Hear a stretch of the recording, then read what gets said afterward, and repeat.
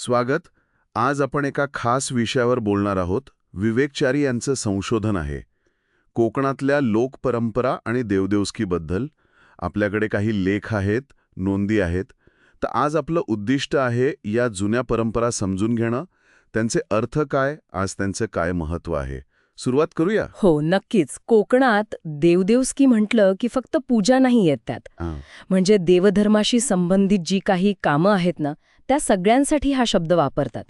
आणि तिथल्या लोकांच्या जगण्याचा तो एक अविभाज्य भाग आहे असं म्हणायला हरकत नाही. अच्छा. आणि याच संदर्भात गावराठी हा शब्द पण येतो ना, त्याचं काय महत्त्व आहे?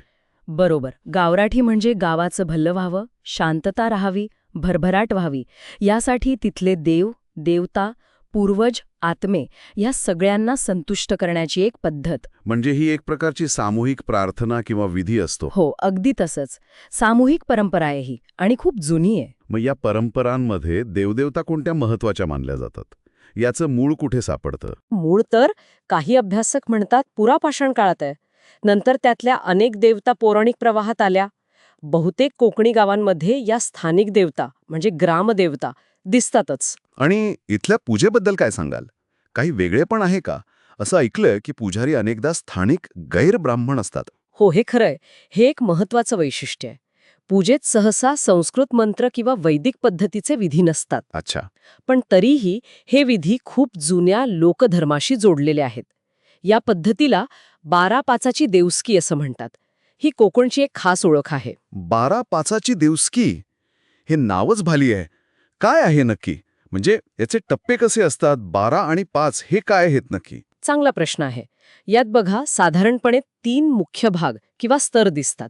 पहिला म्हणजे वंशदेवता. वंशदेवता म्हणजे कुळाचे मूळ पुरुष, वंश चालवणारे, न चालवणारे यांची पूजा.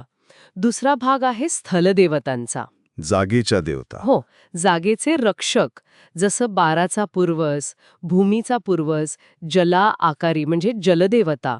आणि एक ब्राह्मण नावाचं पवित्र स्थान असतं, जे खरं तर नागाचं ठिकाण मानलं जातं.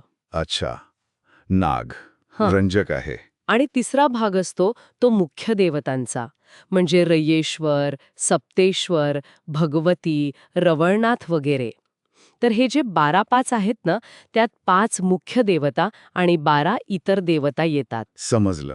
म्हणजे ही अशी एक रचना आहे. हो, आणि तुम्ही मगाशी म्हणाला होतात की या 12 देवतांमध्ये काही जातींचा संबंध दिसतो.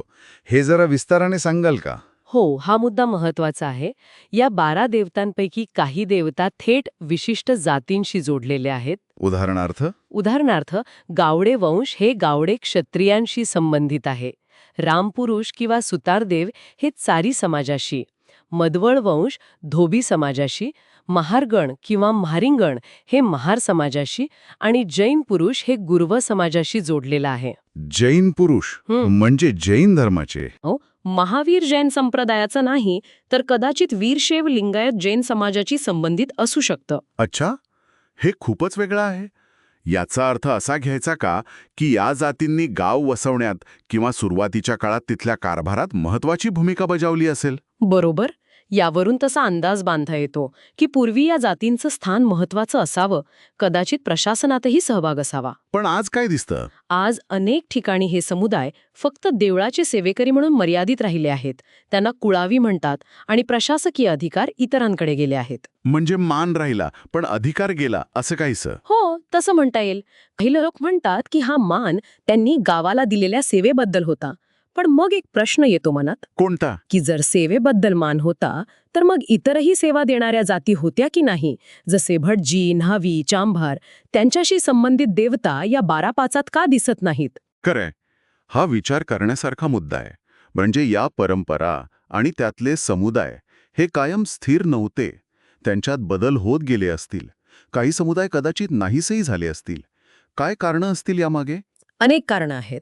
रोगराई आली असेल, दुष्काळ पडले असतील, युद्ध झाली असतील, त्यामुळे मूळ वस्तीच नष्ट झाली असेल. मग गावकर आणि देसाई यांच्यासारखे जे सत्ताधारी होते, त्यांच्यातले संघर्ष पण कारणीभूत ठरले. एक उदाहरण आहे बघा, म्हाळसा मंदिरातून गुरव पुजाऱ्यांचे हक्क काढून घेतले गेले. अच्छा. म्हणजे अंतर्गत संघर्ष पण होते. हो, त्याचबरोबर बाहेरची आक्रमणं पण झाली. बहामनी सुलतान महमूद गावांचं आक्रमण झालं 1469 मध्ये.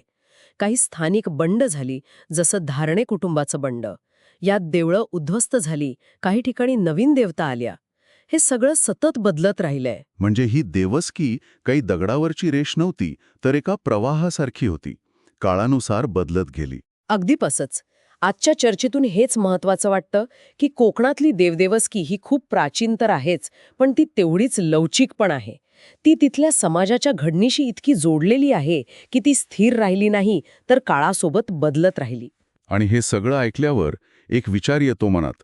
इतकी शतकं गेली, आक्रमणं झाली, समाजात बदल झाले, लोक इकडून तिकडे गेले.